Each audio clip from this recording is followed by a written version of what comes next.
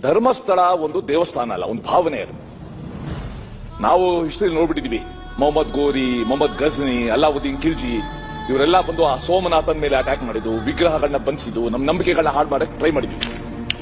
ಇದು ಹೊಸ ಸಂತತಿ, ಇದು ನೆಪ. ಇದು ಸೌಜನ್ಯ, ಅದು ನಾವು ಹೇಳ್ದಾಗೆ ನ್ಯಾಯ ದೊರಕಲೇಬೇಕು.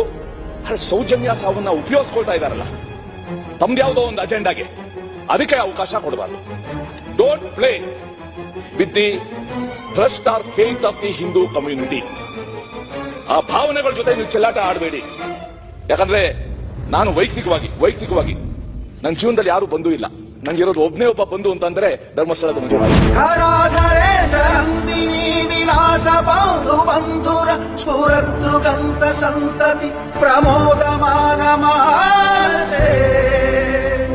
ನನಗೆ ಜೀವನದಲ್ಲಿ ಬಂದ ಕಷ್ಟ ಸಮಯದಲ್ಲೆಲ್ಲ ಸಹಾಯ ಮಾಡಿರೋನು ಅಂದ್ರೆ ಮಂಜುನಾಥ. ಈ ತರ ಲಕ್ಷಾಂತರ ಜನ ಇಲ್ಲ.